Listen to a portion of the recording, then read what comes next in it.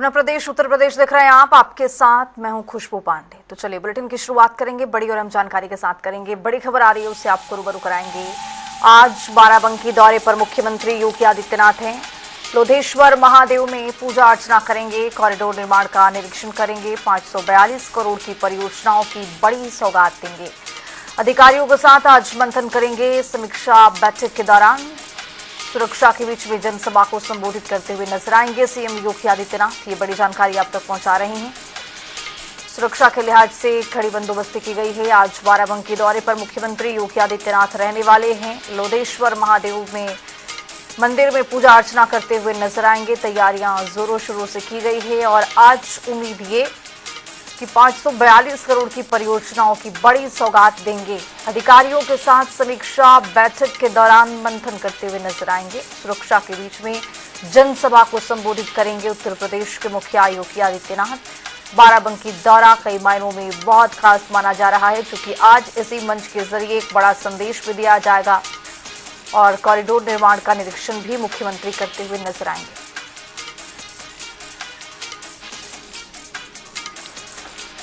इसी खबर पर ज्यादा जानकारी के साथ हमारे सहयोगी चमन मिश्रा जुड़ रहे हैं बाराबंकी से। चमन, क्या अपडेट आता हुआ? मुख्यमंत्री आज यहां पर बड़ी सौगात देते हुए नजर आएंगे। इस मंच के जरिए क्या संदेश भी होगा मुख्यमंत्री का? हाँ बिल्कुल सचमुच। देखिए, कुछ देर करीब 11 बजे सूबे के मुखिया योगी आदित्यनाथ बाराबंकी पहुंचेंगे और वो सबसे पहले पौराणिक लोधेश्वर महादेव मंदिर पहुंचकर वहां पर भगवान भोलेनाथ का पूजन अर्पण करेंगे। इसके बाद वह साथी के तौर पर बाराबंकी में बन रहे लोधेश्वर महादेव कॉरिडोर का निरीक्षण करेंगे और अधिकारियों के साथ बैठक करेंगे। जी। बाराबंकी में आज 542 करोड़ रुपए से करीब 82 परियोजनाओं का शिलान्यास और लोकार्पण करेंगे, जिससे बाराबंकी को एक विकास की नई रफ्तार मिलेगी। उसके बाद बाराबंकी के तमाम वरिष्ठ अधिकारियों और नेताओं के साथ बैठक करेंगे और एक बड़ी जनसभा को भी संबोधित करेंगे। चमन, कॉरिडोर निर्माण की तैयारियां जोरों शोरों पर है और आज इसका निरीक्षण करते हुए मुख्यमंत्री नजर आएंगे। इसको लेकर क्या अपडेट आता हुआ? देखिए, काशी की तर्ज से बाबा विश्वनाथ की तरह ही बाराबंकी में भी लोधेश्वर महादेव का कॉरिडोर बन रहा है, जिसका आज स्थलीय निरीक्षण मुख्यमंत्री करेंगे और कहीं न कहीं कॉरिडोर जो बन रहा है उसकी बारीकियों को परखेंगे और अधिकारियों के साथ बैठक करेंगे। क्योंकि चुनावी घोषणा थी मुख्यमंत्री की ये कॉरिडोर बनाने की, तो इसको लेकर तमाम तैयारियां पूरी हो चुकी हैं। अब से कुछ ही पलों में यहाँ पर मुख्यमंत्री पहुंचेंगे और वो स्वयं इस कॉरिडोर का निरीक्षण करेंगे, ताकि कहीं पर किसी प्रकार की गुणवत्ता में कमी ना आए। ऐसा निरीक्षण किया जाएगा जिसको लेकर तैयारियां पूर्ण है। सुरक्षा व्यवस्था के मद्देनजर चप्पे चप्पे पर पुलिस का पहरा है। चलिए, बहुत शुक्रिया चमन तमाम जानकारी के साथ जुड़ने के लिए। तो आज बाराबंकी उत्तर प्रदेश के मुखिया योगी आदित्यनाथ पहुंचने वाले हैं और यहां पर आज लोधेश्वर महादेव मंदिर पहुंचेंगे, पूजा अर्चना करेंगे, कॉरिडोर का निरीक्षण करेंगे, अधिकारियों के साथ समीक्षा बैठक करेंगे।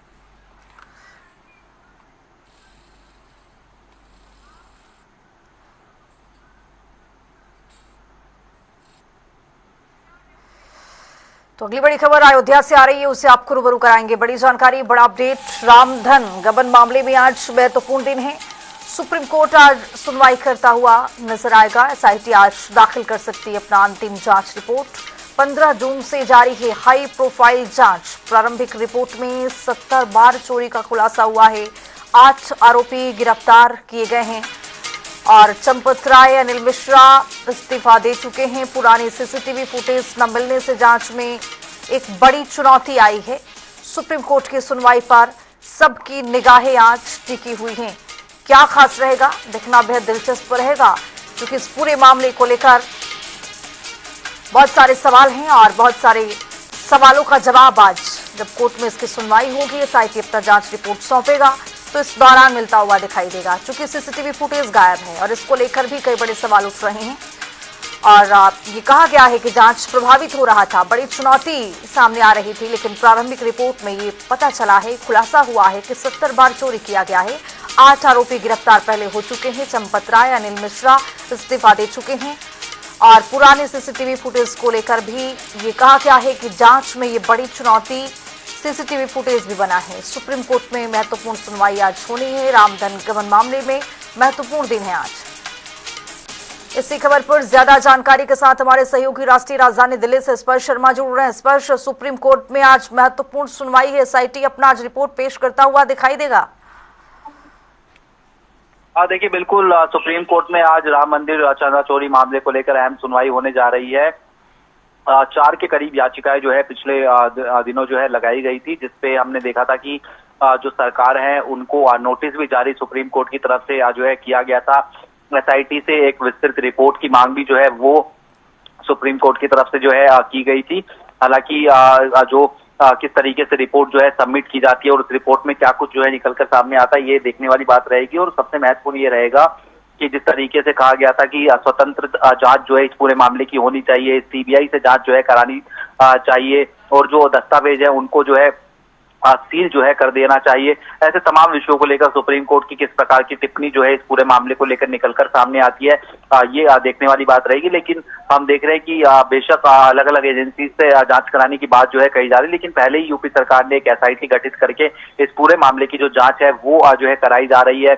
और लगातार जो इस मामले पर लोग हैं उनको धरपकड़ करने का काम भी जो है किया जा रहा है। टिन्नू यादव पर लगातार शिकंजा जो है कसा जा रहा है। संपत्ति के बारे में जानकारी जो है लगातार जुटाई जा रही है कि किस तरीके से दुरुपयोग जो है पद का जो है किया जा रहा था। तो ऐसे में महत्वपूर्ण सुनवाई है सुप्रीम कोर्ट में, और क्या सुप्रीम कोर्ट की तरफ से आज दिशा निर्देश जो है निकलकर सामने आएंगे, देखने वाली बात रहेगी।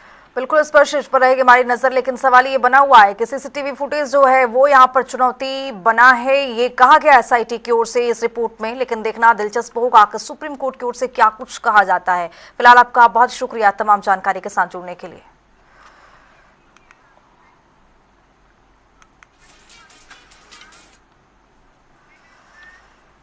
तो आइए बुलेटिन में आगे बढ़ेंगे। मुजफ्फरनगर के फुगान थाना क्षेत्र के हबीबपुर गांव में लगातार बारिश के कारण एक मकान ढह गया है, जिससे ही परिवार के सदस्य मलबे में दब गए।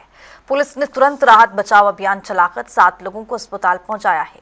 इलाज के दौरान मकान मालिक इस्लामुद्दीन और उनके 4 बच्चों की मौत हो गई, जबकि 2 अन्य बच्चों का जिला अस्पताल में उपचार जारी है। मंडलायुक्त, जिलाधिकारी और एसएसपी ने मौके का निरीक्षण कर राहत कार्यों की निगरानी की है।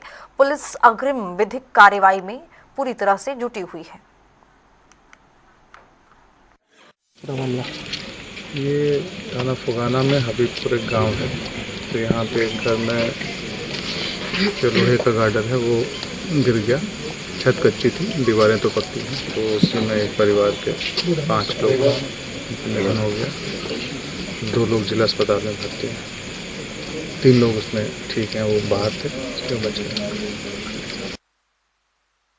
देखिए, अभी करीब 1.5 से 2 घंटे पहले एक मकान है यहाँ पर, हबीबपुर गांव पड़ता है थाना फुगाना में। वो जिसमें 10 लोग पूरे परिवार में रहते थे। 3 लोग बाहर खड़े थे और 7 लोग मकान के अंदर खड़े थे। जिसमें अचानक मकान, चूँकि ये मिट्टी के गारे से बना हुआ, ईंट के साथ बना हुआ ये मकान था, अचानक गिर गया बारिश की वजह से। और जिसमें 7 लोग गंभीर रूप से घायल हो गए थे, जिसमें 5 लोग CSC बुढ़ाना में इलाज के दौरान जिनकी मृत्यु हो गई। इसमें पिता और 4 बच्चे उनके हैं। और क्या कहते, इस्लामुद्दीन और उनके 4 बच्चे थे। साथ ही साथ उनकी जो माँ थी बच्चे की, और 2 बहनें थीं और भाई थे, वो अभी सुरक्षित हैं। 2 और जो वहाँ पर घायल थे बच्चे, उनको जो है इलाज के लिए जिला अस्पताल भेज दिया गया है, जिनका इलाज ठीक से चल रहा है। और जिलाधिकारी महोदय और मेरे द्वारा इसका निरीक्षण घटना से सभी अधिकारी, SPRA और CO और सभी हमारे तत्काल हम लोग मौके पर पहुँचे। और जो देखिए, आज एक दुखद हादसा मुजफ्फरनगर में हुआ है। मुजफ्फर जनपद के थाना फुगाना में हबीबपुर गांव के अंदर एक छत गिरने से एक ही परिवार के 5 लोगों की मृत्यु हुई, जिसमें एक पुरुष और उनके 4 बच्चे। और अब इसी खबर पर ज्यादा जानकारी के साथ मुजफ्फरनगर से हमारे सहयोगी पवन अग्रवाल जुड़ चुके हैं। पवन अग्रवाल, इस पूरे मामले को लेकर क्या अपडेट आता हुआ? रेस्क्यू के बाद जांच अभी भी जारी है। देखिए बिल्कुल, मैं आपको बताता हूँ, जनपद मुजफ्फरनगर के फुगाना थाना क्षेत्र का एक गांव पड़ता है। अभी जहाँ देर रात भारी बरसात के कारण एक गरीब परिवार के मकान की छत गिर गई। उस मकान के उस कमरे के अंदर पिता अपने बच्चों के साथ सोया हुआ था, जिसमें 2 छोटी बच्चियां थी और 2 लड़के थे। जैसे ही बरसात शुरू हुई, क्योंकि बरसात का सीजन चल रहा है, तो मुजफ्फरनगर के अलग अलग क्षेत्रों में बारिश हो रही है, तो उसी से एक कच्चा मकान था जिससे भरभरा कर गिर गया और मौके पे ही दर्दनाक 5 लोगों की मौत हो गई। जैसे ही ये सूचना पुलिस और प्रशासन को मिलती है, तो बारिश तादाद सहारनपुर मंडल से कमिश्नर डॉक्टर वेद Kumar, DIG Abhishek Singh, DM Umesh Mishra, SSP Sanjay Kumar Verma खुद भारी पुलिस फोर्स के साथ और व्यवस्था बनाने के लिए बुलडोजर जिससे मलबा हटाया जाए मकान के अलावा लेकर पहुंचे और व्यवस्था बनाई। बरसात में ही राहत बचाव कार्य किया गया है। दूसरी ओर बाकी जो और परिवार के लोग थे उनको बचाया गया। कुछ लोग घायल है जिनको पूरी तौर पर चिकित्सा व्यवस्था दी जा रही है। सूचना को मिलते ही तुरंत जो मंत्री मुजफ्फरनगर के राज्य मंत्री कपिल अग्रवाल ने वो जिला अस्पताल पहुंचे और घायलों से बात कर डॉक्टर के साथ सुविधा मिलनी चाहिए, तुरंत इसका इलाज होना चाहिए। मंत्री कपिल देव अग्रवाल ने यह भी कहा है कि मुख्यमंत्री से बात करके जो पीड़ित परिवार है उसको मुआवजा भी दिलवाया जाएगा, उसको मकान भी दिलवाया जाएगा। चलिए, बहुत शुक्रिया पवन अग्रवाल तमाम जानकारी के साथ जुड़ने के लिए।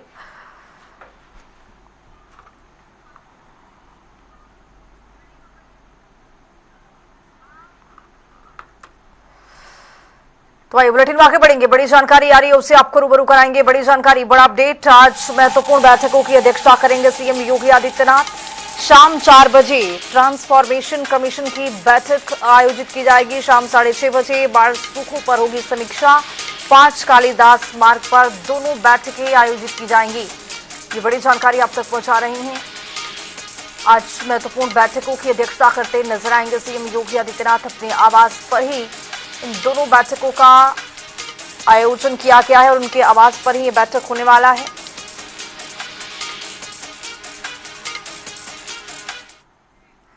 तो वहीं वाराणसी में श्रावण मेले की तैयारियों को लेकर कैथी डाक बंगले में डीएम सत्येंद्र कुमार ने अधिकारियों के साथ समीक्षा बैठक की है। डीसीपी प्रमोद कुमार ने भी सुरक्षा व्यवस्था का जायजा लिया। तो डीएम ने स्पष्ट कहा है कि मेले में किसी भी तरह की लापरवाही बर्दाश्त नहीं होगी। गंगा घाटों पर सुरक्षा, बैरिकेटिंग, पुलिस बल और साफ सफाई के पुख्ता इंतजाम के निर्देश दिए गए। बैठक के बाद डीएम और डीसीपी ने मार्कंडे महादेव धाम और गंगा घाट का निरीक्षण किया है। डीएम ने रुद्राभिषेक कर प्रदेश की खुशहाली की बड़ी कामना की है। सावन के मास के दौरान जो है बड़ी संख्या में मार्कंडे महादेव मंदिर में दर्शनार्थी आते हैं, श्रद्धालु आते हैं और यहाँ चूँकि संगम भी है गोमती और गंगा का, तो यहाँ पे बहुत बड़ी संख्या में लोग गंगा घाट पे भी स्नान करते हैं। उसी के दृष्टिगत देखते हुए पूरी एक तैयारी इनके लिए सभी विभागों के साथ बैठक की गई है। मंदिर के भी लोग इसमें जुड़े हैं और इससे संबंधित जितनी भी तैयारियां होती है, वो अप्रोच रोड से रिलेटेड काम हो या घाट की सुरक्षा से रिलेटेड काम हो या लाइटिंग की व्यवस्था करानी हो, शौचालयों की व्यवस्था करानी हो, पानी की व्यवस्था करानी हो, क्यू मैनेजमेंट की बात हो, जो उस दौरान जो निर्माल निकलता है उसकी व्यवस्था करानी हो, सभी विषयों पर चर्चा हुई है और पूर्व के वर्षों की भांति बहुत अच्छी यहाँ पे सुविधाएँ जो भी श्रद्धालु आएंगे उनको उपलब्ध कराया जाएगा। सावन के मेले को लेकर अब काशी पूरी तरह से तैयार हो गई है। वाराणसी काशी विश्वनाथ धाम के बाद मार्कंडे महादेव में लाखों के श्रद्धालु और कंवरिया आते हैं। हमारे साथ वाराणसी वरुणा जोन के डीसीपी प्रमोद कुमार सर हैं। सर से जानते हैं कि क्या सुरक्षा व्यवस्था है, क्या तैयारियां की गई हैं, चूंकि सावन में काशी हर हर बम बम के नारों से और कंवरियों की भीड़ से गज जाती है। सर क्या तैयारियां हैं?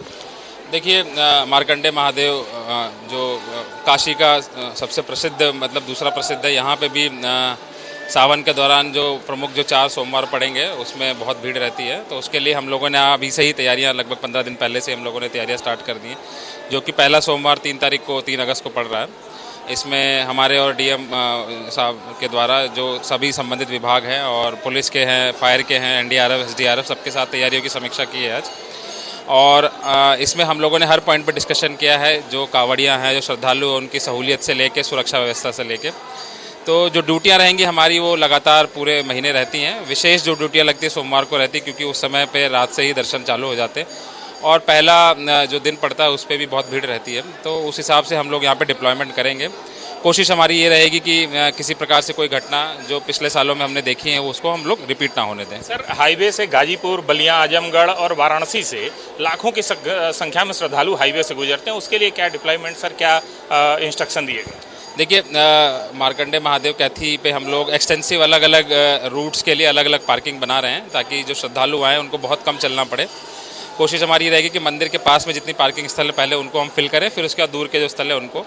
साथ ही साथ अगर हाईवेज की बात करें तो इस पर हम लोगों ने NHAI के साथ में बैठक करी है और जो अवैध कट है और जहाँ पे रोशनी या जो डार्क स्पॉट है वहाँ पे भी हम लोग रोशनी की व्यवस्था करें और जो हमारा ट्रैफिक का डिप्लॉयमेंट भी उसको हम लोग करेंगे इसमें। जल पुलिस को लेकर इंस्ट्रक्शन, गंगा नदी है सर, इसको लेकर क्या इंस्ट्रक्शन दिए गए हैं? चूँकि कवरियों की घटनाएं हो जाती हैं कभी कभी थोड़ी सी चूक। लोगों ने यहाँ बताया है कि ऑफ एंड कभी कभी यहाँ पे जो है डूबने की घटनाएं इस प्रकार में आती हैं, तो इसके लिए भी हम लोगों ने जल पुलिस को भी मैंने स्वयं बात करके उनको निर्देशित किया है कि यहाँ पे हम लोग जो फ्लोटिंग बैरियर है उसको लगाएं और कोशिश ये करें कि एक यहाँ पे टेम्परेरी चौकी ड्यूरिंग द टाइम ऑफ सावन उसको हम लोग ऑपरेट करें।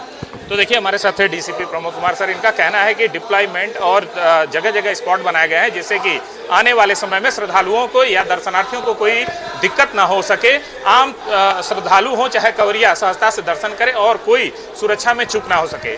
वीडियो जर्नलिस्ट के साथ धर्मेंद्र चौबे, जनता टीवी, वाराणसी। तो वही बुलेटिन में आगे बढ़ेंगे, बड़ी जानकारी आ रही है उससे आपको रूबरू कराएंगे। बड़ी जानकारी, बड़ा अपडेट।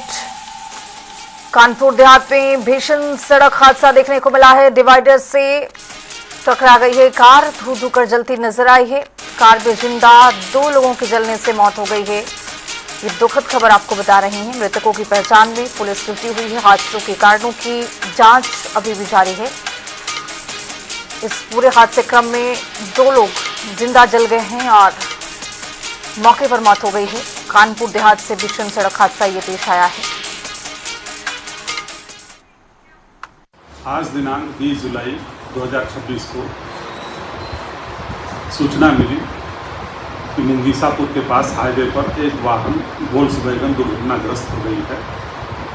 मैं सीओ डेरापुर, एसएचओ और फायर ब्रिगेड की गाड़ियाँ मौके पर पहुँचते हुए पहुँचा तो देखा कि वाहन जल रहा था, जिसको काफ़ी प्रयास करके बुझाया गया। देखा गया अंदर तो उसमें 2 लोगों के शव पड़े हुए थे, जिनकी शिनाख्त कराई गई।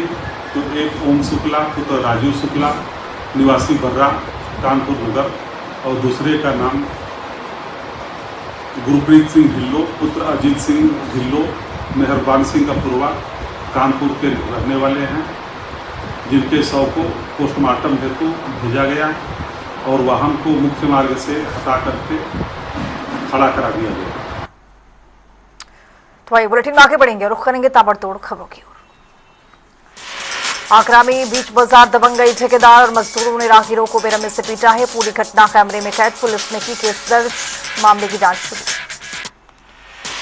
गोरखपुर में वायरल वीडियो के 24 घंटे बाद विवाहिता की मौत, पति और सास पर जहर देकर हत्या का आरोप, परिजनों ने की पुलिस से सख्त कार्रवाई की मांग। बदायूं में किशोरी दुष्कर्म आरोपी से पुलिस की मुठभेड़, पुलिस की कार्रवाई में पैर में लगी गोली, तमंचा बरामद, घायल आरोपी और सिपाही अस्पताल में भर्ती। बहराइच में चलती बाइक के सामने आया तेंदुआ, बाल बाल बचा युवक, वीडियो वायरल होने के बाद वन विभाग ने लोगों से की है सतर्क रहने की अपील। बांदा में नशे में धुत पिकअप चालक का तांडव, बाइक कार को टक्कर मारने के बाद 4 गाय और 2 घोड़ों को रौंदा है। पुलिस ने केस दर्ज कर आगामी कार्रवाई शुरू कर दी। अम्बेडकर में ट्यूबवेल पर सो रहे बुजुर्ग के निर्मम हत्या, सिर पर वार कर वारदात को दिया गया अंजाम। पुलिस ने शव पोस्टमार्टम के लिए भेजकर शुरू की तफ्तीश। लखीमपुर खीरी में टाइगर के हमले की आशंका, घने के खिलाफ पता था मृतक, वन विभाग ने जांच में जुटी। लखनऊ में मड़ियाओं पुलिस की बड़ी कार्रवाई, रेकी कर चोरी करने वाले 5 शातिर चोर गिरफ्तार, लैपटॉप, आईपैड, मोबाइल, जेवर और ई रिक्शा बरामद। लखनऊ से हरदोई जा रही रोडवेज बस में गांजे की खेप बरामद, एनटीए फॉर बीकेटी पुलिस ने 20,570 किलोग्राम गांजा के 60 तस्करों को किया गिरफ्तार। अम्बेडकर नगर में पुश्तैनी जमीन में हिस्सा न मिलने से युवक ने दी आत्मदाह की धमकी, वायरल वीडियो में आईएमआईएम नेता सद्दाम हुसैन ने भाइयों पर जमीन हड़पने का लगाया आरोप। तो चलिए इसी के साथ इस बुलेटिन में भी इतना ही। देश और दुनिया की तमाम खबरों के लिए बने रहिए जनता टीवी के साथ।